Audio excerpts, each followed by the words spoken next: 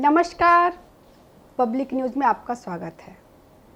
जब कोई मुल्क आतंक की फैक्ट्री बन जाए, फिदाइन की खेती करे और उनका जनरल कंधों पर बंदूक नहीं आतंकियों की लाश उठाए, तब सवाल सिर्फ सरहद का नहीं रह जाता, इंसानियत का हो जाता है।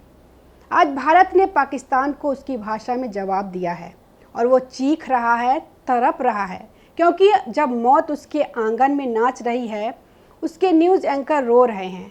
आम लोग सोशल मीडिया पर अपने फूटते घर और कांपती रूह की वीडियो डाल रहे हैं। उन्हें अब समझ आ रहा है कि भारत सिर्फ चुप रहता है, कमज़ोर नहीं होता। लेकिन सवाल सिर्फ पाकिस्तान से नहीं है, सवाल उस दुनिया से है जो इसे शांति का विषय मानती रही। चीन जो हर मोड़ पर पाकिस्तान को सैन्य और कूटनीतिक छांव देता है, आज भी पर्दे के पीछे उसका ढाल बना हुआ है। बांग्लादेश, जिसे भारत ने 1971 में जन्म दिया, वो भी पाकिस्तान के पक्ष में खड़ा होकर इतिहास को धिक्कार रहा है। और अमेरिका, IMF में 16% हिस्सेदारी रखने वाला अमेरिका पाकिस्तान को फंड मिलने से रोक क्यों नहीं पाया? आखिर किस वजह से IMF के 25 देशों ने आतंक के संरक्षक देश का समर्थन कर दिया?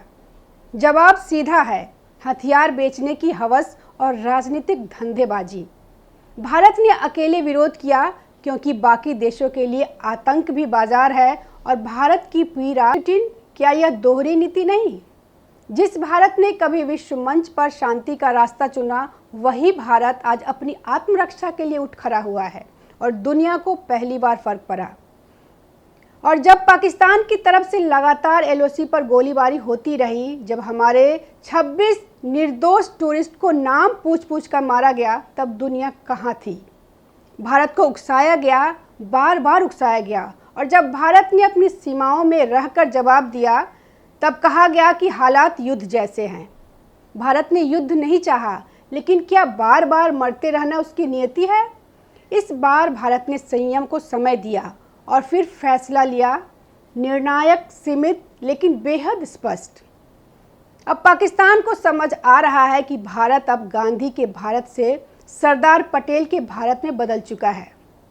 जिस भारत को कमज़ोर समझा गया, वही आज अंतर्राष्ट्रीय मंचों पर खड़ा होकर कह रहा है, हम न युद्ध चाहते हैं न खून, लेकिन अगर खींचा गया तो पीछे नहीं हटेंगे।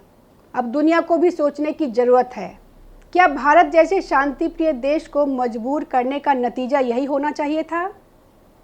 क्यों IMF और UN जैसी संस्थाएं सिर्फ आंकड़े और ब्याज की भाषा बोलती है? क्यों पाकिस्तान को रोका नहीं गया, जबकि वो आतंकियों को बुलेट प्रूफ गाड़ियां देता है और उन्हें हीरो बना देता है? भारत ने अब फैसला ले लिया है कि वह आतंक का समूल नाश करके ही रुकेगा, और जो भी इस फैसले पे सवाल उठाएगा उसे जवाब मिलेगा। भारत की मिसाइलों से नहीं, उसकी जनता की एकजुटता और उसके संकल्प से।